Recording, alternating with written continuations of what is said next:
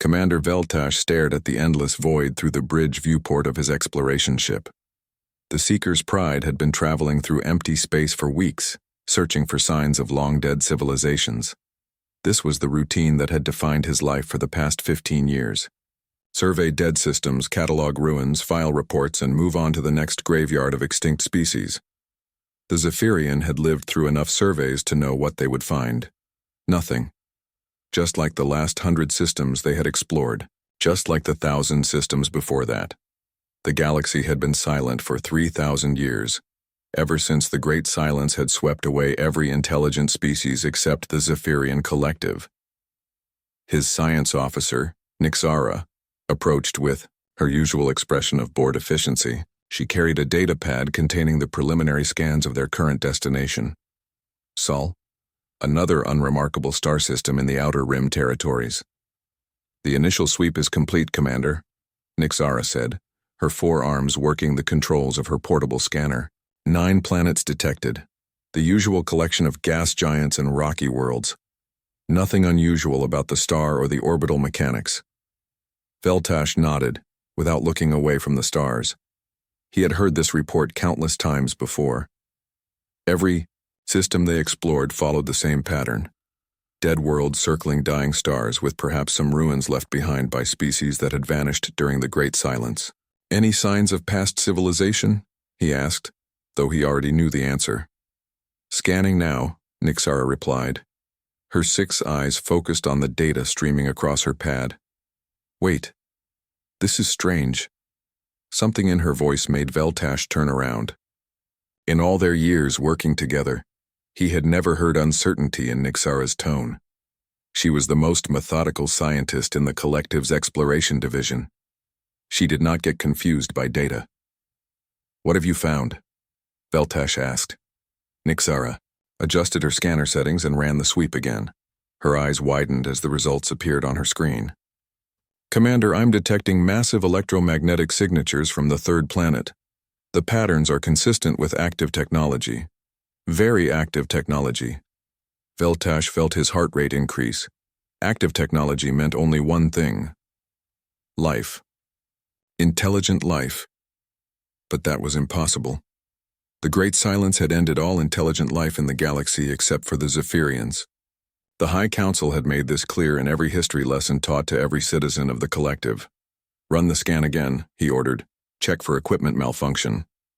Nixara worked quickly, running multiple diagnostic tests on her instruments. Each test came back clean. The equipment was functioning perfectly. The electromagnetic signatures were real. The readings are accurate, Commander, she said quietly. The 3rd planet is generating radio waves, microwave transmissions, and other energy patterns that can only come from advanced technology. There is definitely intelligent life down there. Veltash moved to the main sensor console and began running his own scans.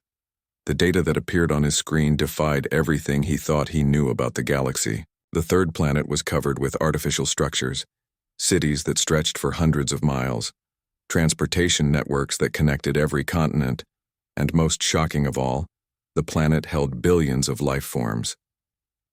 How many individual beings are you detecting? He asked. Nixara checked her readings twice before answering. Approximately 8 billion, Commander. Maybe more.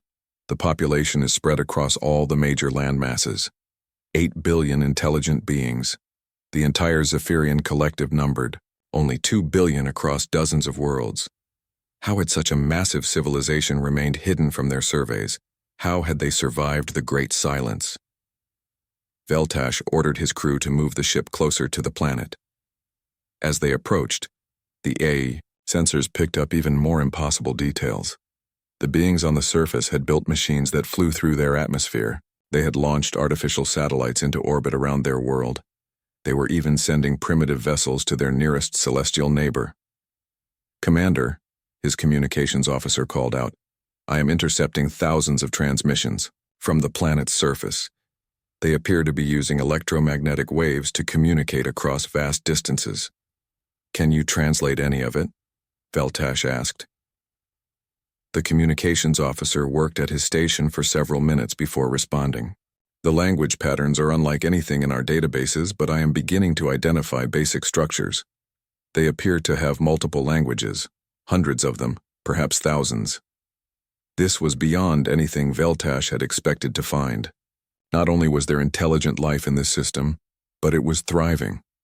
These beings had developed complex technology, global communication networks, and apparently maintained dozens of separate cultures and languages. He thought about the protocol he was supposed to follow in this situation. The High Council had issued clear instructions for all exploration vessels. If any sign of intelligent life was discovered, the finding was to be reported immediately. No contact was to be attempted under any circumstances. The collective would decide how to handle such discoveries. But Veltash knew what the High Council would decide. They had built their entire civilization on the belief that they were the only intelligent species to survive the Great Silence. The existence of another thriving civilization would challenge everything the collective taught its citizens. The High Council would not tolerate such a challenge. They would order the destruction of this planet and everyone on it. Veltash looked at the data streaming from the sensors. 8 billion beings who had built cities, created art, developed science, and reached for the stars. 8 billion beings who had no idea that they were about to be judged by a civilization that viewed their very existence as a threat.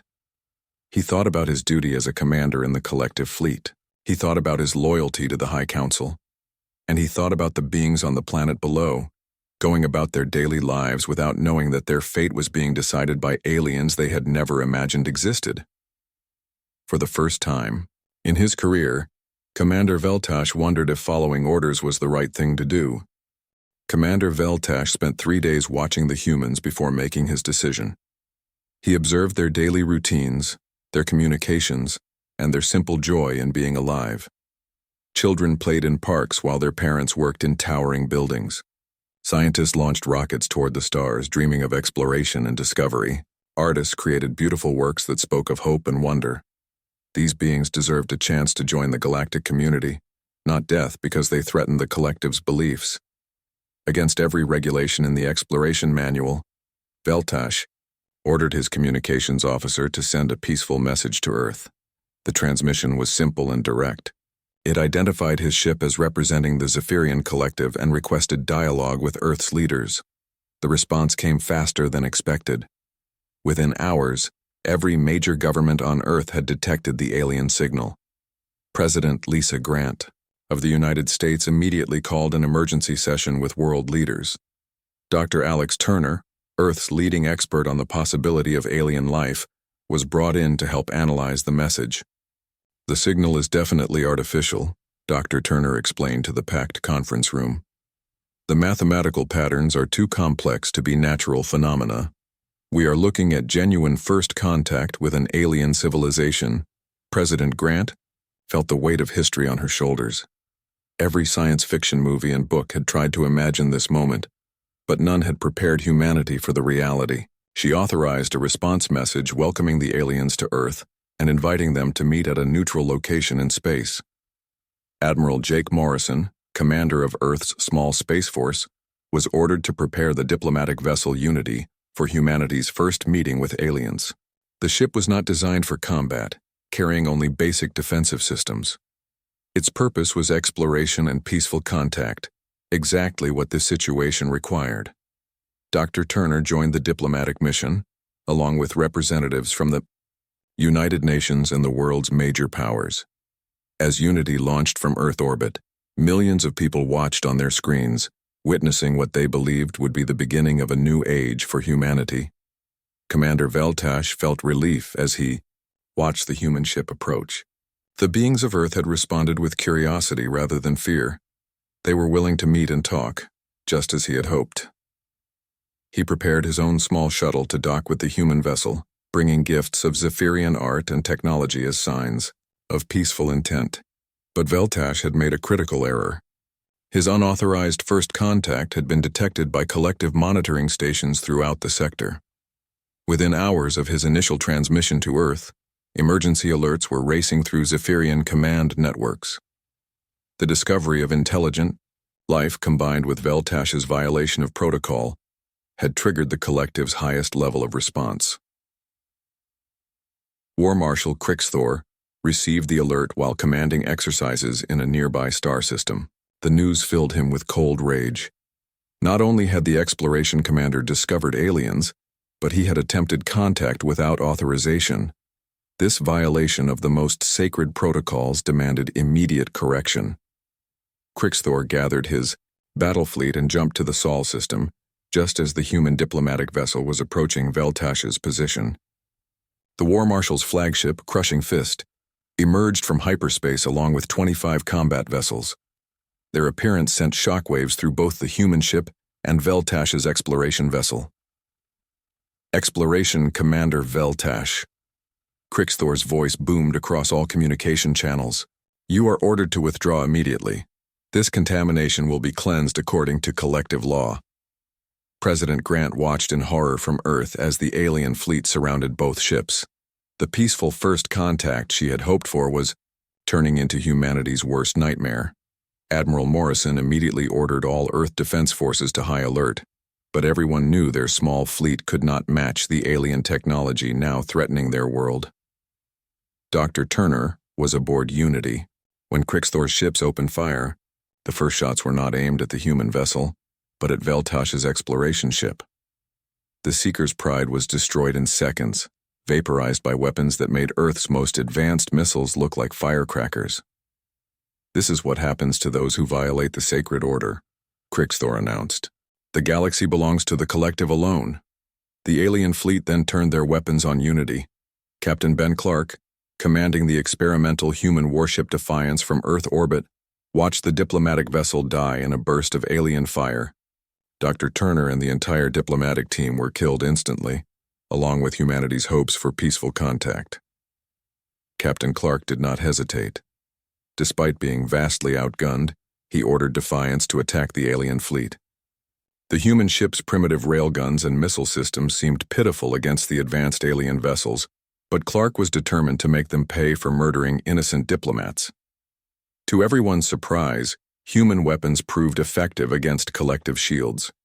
The aliens had designed their defenses to counter energy weapons similar to their own technology. They had not expected kinetic projectiles fired at tremendous velocity. Defiance's railgun rounds punched through the shields of 2 alien ships before the fleet could adapt their defenses. Krixthor was shocked by the humans' aggressive response and their weapons' unexpected effectiveness. These primitive beings had damaged his ships and killed his crews. No species had successfully fought collective forces for over 2,000 years. Destroy their planet, he ordered his fleet. We will finish this quickly. But as the alien ships prepared to bombard Earth, more human vessels appeared from behind the moon. Admiral Morrison had positioned his entire fleet in hiding, hoping for the best but preparing for the worst. 12 human warships engaged the alien fleet in humanity's first space battle. The fight was brief but costly. The aliens destroyed most of the human ships, but not before several more collective vessels were damaged or destroyed. The remaining alien fleet, surprised by human resistance and concerned about further losses, withdrew to assess the situation. Krixthor retreated, but he had achieved his primary goal. The humans now knew they were not alone in the galaxy, and they knew that the aliens who had found them were hostile. War between Earth and the Zephyrian Collective had begun with the murder of diplomats and the destruction of humanity's dreams of peaceful coexistence. 2 years passed after the first alien attack on Earth. President Lisa Grant had transformed from a peacetime leader into a wartime commander, and the entire planet had changed with her. Every major nation had joined the Global Defense Alliance, pooling their resources and knowledge to prepare for the inevitable return of the alien fleet. The attack had killed Dr. Alex Turner and dozens of Earth's best diplomats, but his research lived on. Before boarding the Unity, Turner had compiled detailed analyses of the alien signals and energy patterns. His data became the foundation for humanity's crash program to understand alien technology. Engineer Maya Rodriguez had been working 16-hour days since the attack, leading Project Titan in the underground facilities beneath Colorado's Rocky Mountains. The project's goal was simple but enormous: build warships that could fight and defeat alien technology. Rodriguez knew that humanity's survival depended on her team's success. The alien shields are designed to deflect energy weapons, Rodriguez explained to Admiral Morrison during one of their weekly progress meetings. Their ships can absorb laser fire and particle beams without taking significant damage, but our kinetic weapons punched right through their defenses during the first battle. Admiral Morrison studied the technical displays covering the walls of the Project Titan Command Center. Hundreds of engineers and scientists worked at computer stations, designing humanity's new generation of warships. So we focus on bigger and better railguns? Much bigger, Rodriguez confirmed. We are building Dreadnought-class vessels that carry massive kinetic weapons. Each ship will mount railguns capable of firing projectiles at 30% of light speed. The aliens will not be able to stop that kind of firepower. The first completed Dreadnought was the UES Thunder, a massive vessel over 2 miles long and bristling with weapon systems. Captain Sam Hughes had been chosen to command the new ship despite his young age and limited experience. Hughes had distinguished himself during the first alien attack by successfully evacuating civilian stations while under enemy fire. "She is beautiful," Hughes said as he stood on Thunder's bridge for the first time. The ship represented everything humanity had learned about space combat in 2 short years. Heavy armor plating covered every surface. Powerful engines could accelerate the massive vessel faster than most smaller ships, and the main guns could destroy targets at ranges the aliens had never imagined possible. While the military built, their new fleet intelligence officer, Lieutenant Kate Sullivan, worked to understand the enemy. Sullivan had been assigned to monitor alien communications, trying to learn about collective technology and tactics. What she discovered was far worse than anyone had expected. The collective has been systematically destroying intelligent species for thousands of years, Sullivan reported to President Grant during a classified briefing. Our attack was not unusual for them. They have done this before many times. President Grant felt sick as she read Sullivan's report. The document contained evidence of dozens of civilizations that had been wiped out by the collective over the past 3 millennia. Entire species had been eliminated simply because they had developed space travel or advanced technology. The Great Silence that the aliens talk about in their transmissions was not a natural disaster, Sullivan continued. It was genocide on a galactic scale. The collective created the silence by murdering every intelligent species they could find. This revelation changed everything for Earth's leaders. They were not just fighting for human survival. They were fighting to end a pattern of mass murder that had gone on for thousands of years. The collective leadership was also making preparations during these 2 years. Supreme Chancellor Mordek had been shocked by reports of the failed attack on Earth. No species had ever successfully resisted collective forces, and the idea that primitive humans had damaged warships filled him with anger. The humans must be eliminated completely, Mordek declared to his war council. Their very existence threatens the natural order of the galaxy. We will assemble the largest fleet in collective history and reduce their world to ash. War Marshal Krixthor welcomed the Chancellor's decision. His failure to destroy Earth during the first attack had damaged his reputation among the collective military. A successful campaign against the humans would restore his standing and demonstrate collective power to any other species that might be watching. Captain Sam Hughes took Thunder on its first combat mission 6 months before the expected alien return. Intelligence reports suggested that collective scout ships were operating in nearby star systems, gathering information about Earth's defenses. Hughes was ordered to find and destroy these scouts before they could report back to their fleet. Thunder's first battle was brief, but decisive. The human dreadnought detected 3 alien scout vessels hiding behind an asteroid field in the Alpha Centauri system.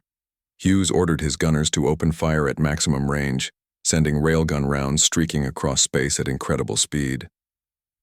The alien scouts never had a chance to react. Thunder's kinetic projectiles tore through their shields and hulls like paper, destroying all 3 vessels in less than 30 seconds. The battle proved that humanity's new warships could engage and defeat collective technology on equal terms. Lieutenant Sullivan intercepted collective communications about the missing scouts. The alien command structure was confused and concerned about the disappearances. They had expected their advanced scouts to easily avoid detection by primitive human sensors. "They do not understand what they are facing," Sullivan reported to Admiral Morrison.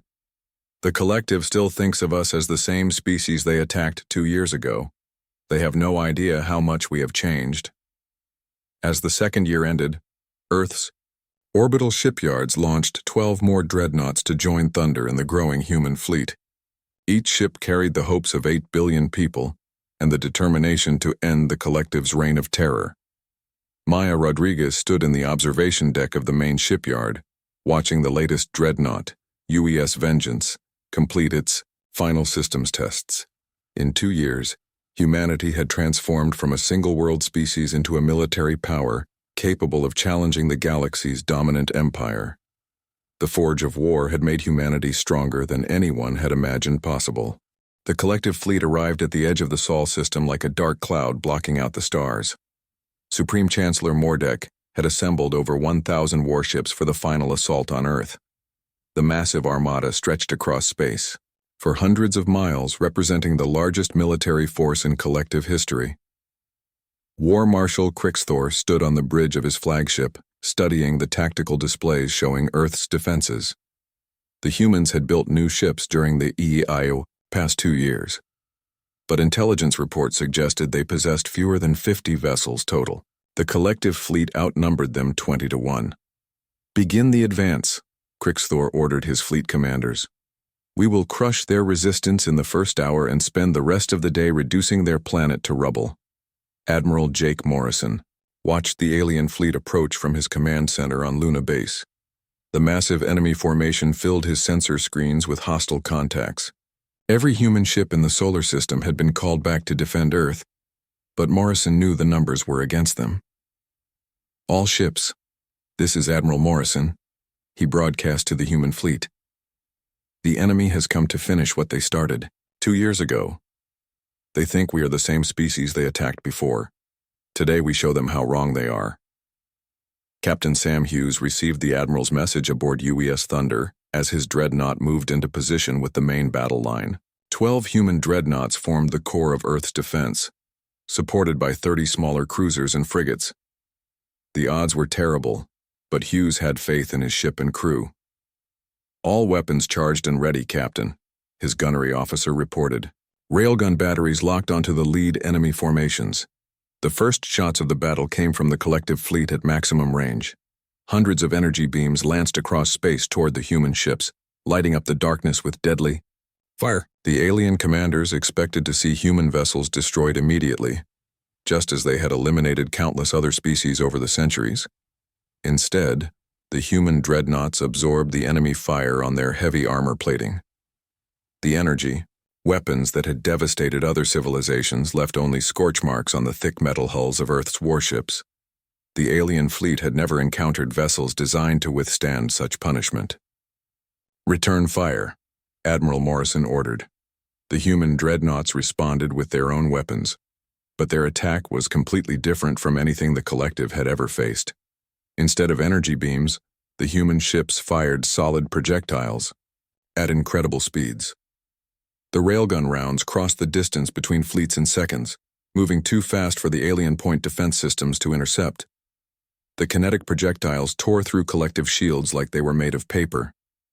Ship after ship in the alien formation exploded as the heavy rounds punched through their hulls and detonated their internal systems.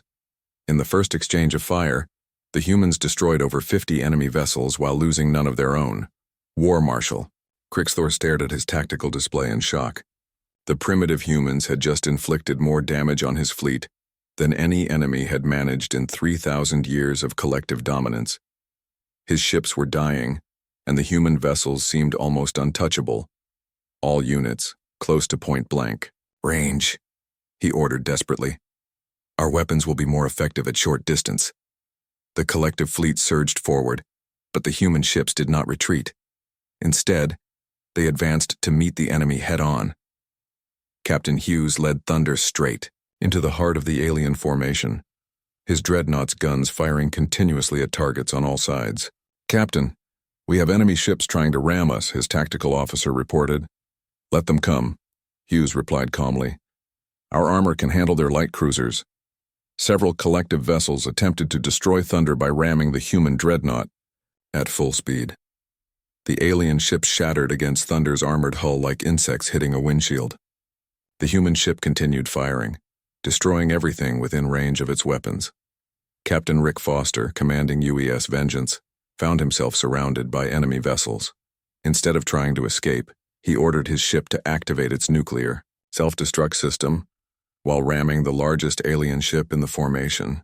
The explosion vaporized both vessels and damaged a dozen others. Foster just took out their command ship, Morrison reported to the fleet. All units, follow his example. Make every shot count. The battle spread across multiple star systems as the human fleet pursued fleeing collective ships. The aliens had never faced an enemy that fought with such determination. Most species surrendered after losing a few vessels, but the humans seemed willing to fight to the death. Dr. Alex Turner's research data, preserved from the first contact disaster, had revealed crucial information about collective technology. Intelligence Officer Kate Sullivan had used this data to identify weak points in alien ship designs. Human weapons were specifically designed to exploit these vulnerabilities. Their power systems are located in the forward sections, Sullivan had briefed the fleet commanders. A direct hit there will cause catastrophic failures throughout their entire ship. The human gunners followed these tactics perfectly. Every railgun shot was aimed at the weak points Sullivan had identified. The result was devastating for the collective fleet. Ships that should have required dozens of hits to destroy were being eliminated with single well-placed shots. Supreme Chancellor Mordek watched the battle reports with growing horror. His 1,000-ship fleet was being systematically destroyed by 50 human vessels. The primitive species that should have been easily conquered was winning a decisive victory against the galaxy's most powerful military force. "Order all ships to withdraw," he commanded. "We must regroup and analyze these new human tactics." But the human fleet did not allow an orderly retreat. Admiral Morrison had studied the historical records of collective attacks on other species. He knew that the aliens always returned with larger fleets if their first assault failed. "Pursue and destroy," Morrison ordered. "We end this here and now." The human dreadnoughts chased the fleeing collective ships across 3 star systems, destroying stragglers and preventing any organized retreat. By the end of the day, over 800 alien vessels had been destroyed or captured. The collective's grand fleet had been reduced to scattered survivors limping back to their territory. The impossible had happened. Humanity had defeated the collective in open battle. The defeat of the collective's grand fleet sent shockwaves through the entire galaxy. Supreme Chancellor Mordek had lost 800 ships in a single day, the worst military disaster in 3,000 years of collective history. The news of human victory spread quickly through alien communication networks, reaching species that had hidden in the shadows for generations. War Marshal Krixthor barely escaped the battle with his life, commanding one of the few dozen ships that managed to flee the Sol system. His once mighty fleet had been shattered by primitive humans using weapons the collective had never imagined.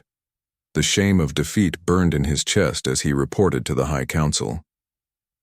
"The humans are not like other species," Krixthor explained to the assembled collective leaders. "They do not surrender when faced with superior numbers. They do not retreat when their ships are damaged. They fight until every last vessel is destroyed." Supreme Chancellor Mordek listened to the report with growing anger. The collective had ruled the galaxy for 3 millennia by demonstrating overwhelming power against any species that dared to resist. Now, a single world had defeated their greatest fleet and made them look weak. "We will change tactics," Mordek declared. "If the humans will not surrender in battle, we will attack their civilians, destroy their colonies, their trade routes, their food supplies, make them watch their people die until they beg for mercy." This decision would prove to be the collective's greatest mistake.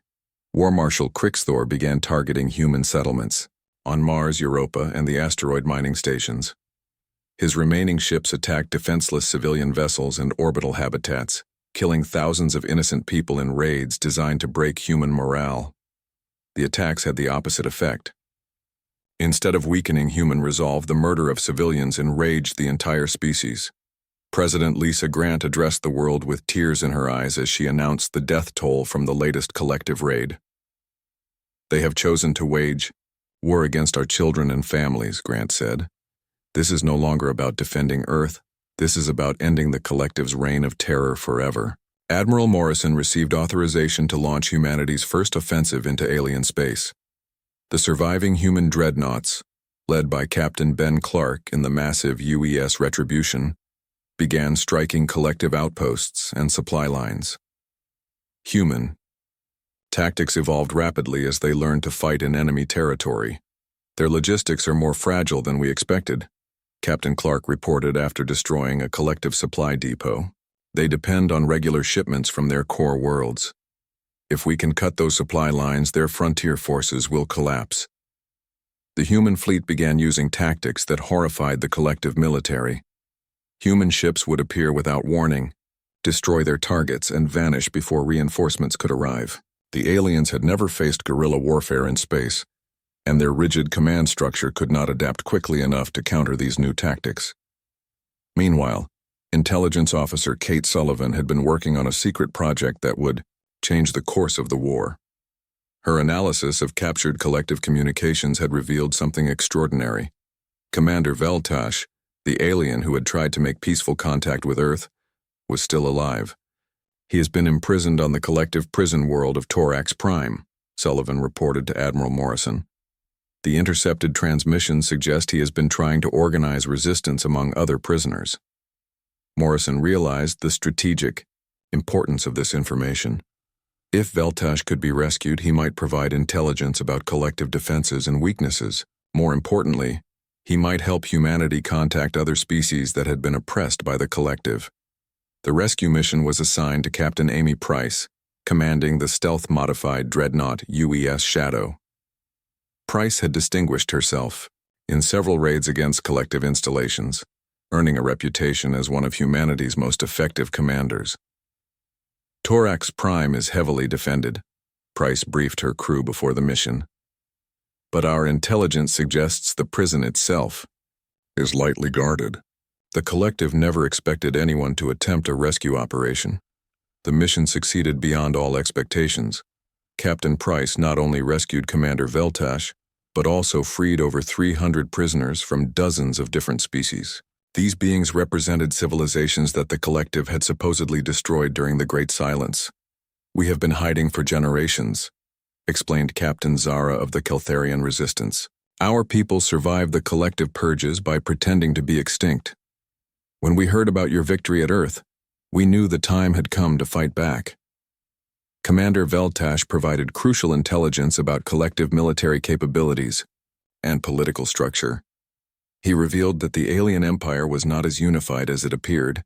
Several member species had been forced to join the collective through conquest and would rebel if given the opportunity.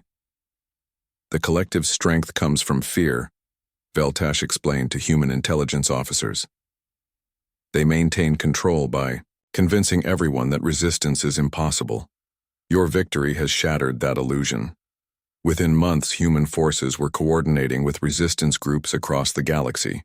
The Andromedan Liberation Front began sabotaging collective installations in their home sector. The Vegan underground started attacking supply convoys near their systems. The Centauri rebels launched raids against collective outposts throughout their region. Supreme Chancellor Mordek found his empire crumbling from within. Species that had been loyal for centuries were suddenly turning against the collective. Military units were defecting to join the human-led alliance. Entire sectors were declaring independence. "How did this happen?" Mordek demanded during an emergency session of the High Council. "We have ruled for 3,000 years. How can everything collapse so quickly?" The answer was simple but devastating. The collective had built their empire on a foundation of fear and lies. They had convinced the galaxy that resistance was futile, and that they were the only force capable of maintaining order. The human victory had exposed these lies and shown that the collective could be defeated. Captain Tony Walsh, commanding UES Defiant, led a combined human-alien fleet in a major offensive against the collective stronghold at Rigel Station. The battle demonstrated how much the war had changed. Human dreadnoughts fought alongside ships from a dozen different species, all united in their determination to end collective rule. The tide of war had turned completely. The collective was no longer the aggressor but the defender, fighting desperately to preserve what remained of their crumbling empire. The final battle for the galaxy began at Zephyr Prime, the homeworld of the collective and seat of their empire for 3,000 years. Admiral Jake Morrison led the largest fleet in human history toward the heavily defended planet, knowing that this battle would determine the future of every intelligent species in the galaxy. The combined Liberation fleet numbered over 800 ships from dozens of different worlds. Human dreadnoughts formed the core of the assault force, but they were joined by vessels from every species that had suffered under collective rule. The Keltharian battlecruisers flew alongside Andromedan destroyers and vegan fighters, all united in their determination to end the Empire's reign of terror. Supreme Chancellor Mordek watched the approaching fleet from his command center deep beneath the surface of Zephyr Prime. The planet's orbital defenses included thousands of weapons, platforms, shield generators, and automated defense systems. The homeworld had never been successfully attacked in the entire history of the collective. "They cannot break through our defenses," Mordek told his remaining advisors. "Zephyr Prime has withstood siege for 30 centuries. These primitives and rebels will shatter themselves against our walls." Captain Sam Hughes commanded UES Thunder as part of the first assault wave. His dreadnought had survived every major battle of the war, from the first defense of Earth to the liberation of the outer systems. Now Thunder would lead humanity's final charge against the heart of the collective empire. "All ships, this is Admiral Morrison," the fleet commander's voice echoed across hundreds of vessels. "The beings on that planet below have murdered entire civilizations. They have enslaved whole species and convinced the galaxy that freedom was impossible. Today, we prove them wrong." The orbital defenses of Zephyr Prime opened fire as the Liberation fleet approached. Thousands of energy beams and missile salvos filled space with deadly light. The collective had designed these weapons to destroy any conceivable attack force, but they had never faced an enemy like humanity and its allies. The human dreadnoughts absorbed the defensive fire on their heavy armor, while returning devastating salvos from their railgun batteries. UES Devastator, commanded by Captain Amy Price, punched through the first line of defense platforms with a barrage that lit up the planet's night sky. UES Defiant under Captain Tony Walsh led a squadron of Allied ships through the gap in the defenses. "The humans are breaking through the outer ring," reported the collective defense coordinator. "Our energy weapons are not penetrating their armor effectively." Supreme Chancellor Mordek felt the first touch of real fear as he watched his supposedly impregnable defenses crumble under the enemy assault. The Liberation fleet was using tactics and weapons that the collective had never encountered. Human ships rammed directly through defensive barriers while their kinetic weapons destroyed targets that energy shields should have protected. Commander Veltash stood on the bridge of a liberated collective vessel, now flying with the human fleet. He had spent 3 years in prison for trying to make peaceful contact with Earth. Now he was helping to destroy the empire that had imprisoned him for showing mercy. "The shield generators are located in the northern hemisphere," Veltash transmitted to Admiral Morrison. "If you can destroy the main power grid, the planetary defenses will collapse." Captain Hughes received the target coordinates and led Thunder on a direct assault toward the shield generators. His dreadnought fought through waves of defensive fire, its armor glowing red-hot from energy impacts. The ship's crew worked frantically to keep weapons and engines operational as they pushed deeper into the planet's defensive network. "Target acquired," Hughes's gunnery officer reported. "Main shield generator complex is in range." Thunder's massive railguns fired a concentrated barrage at the shield generators. The kinetic rounds punched through the facility's defenses and detonated the power systems in a series of brilliant explosions. The planetary shield flickered and died, leaving Zephyr Prime vulnerable to direct attack. But Supreme Chancellor Mordek had one final weapon. Deep beneath the planet's surface lay an ancient device built by the original collective founders. The purifier was designed to sterilize entire star systems, destroying all life within its range. Mordek had hoped never to use it, but facing the collapse of his empire, he saw no alternative. "Activate the purifier," he ordered his technicians. "If we cannot rule the galaxy, then no one will." Dr. Alex Turner's research, preserved from the First Contact disaster, had included analysis of similar weapons mentioned in ancient collective databases. Intelligence officer Kate Sullivan had spent years studying these records, searching for ways to counter collective superweapons. "Admiral, we are detecting massive energy buildup beneath the planet's surface," Sullivan reported from her position aboard the command ship. The signatures match theoretical profiles for a system killer weapon. Engineer Maya Rodriguez, coordinating the technical aspects of the assault from her position on UES Retribution, immediately understood the threat.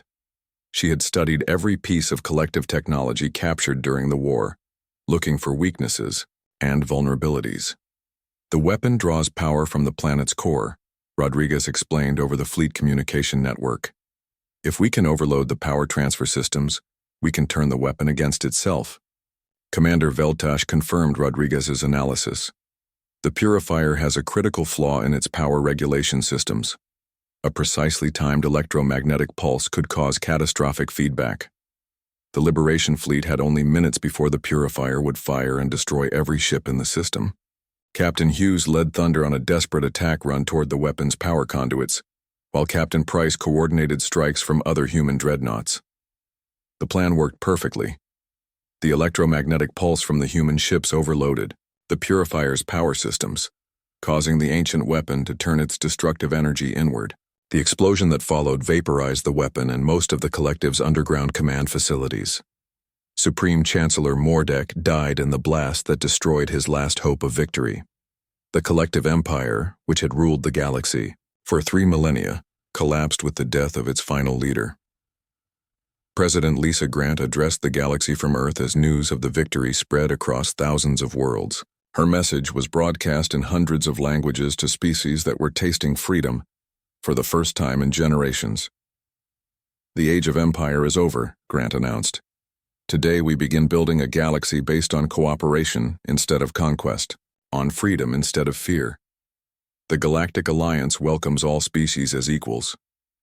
UES Thunder, the first human dreadnought and veteran of every major battle, was converted into a memorial orbiting Earth. The ship that had led humanity's fight for survival became a symbol of hope for the entire galaxy.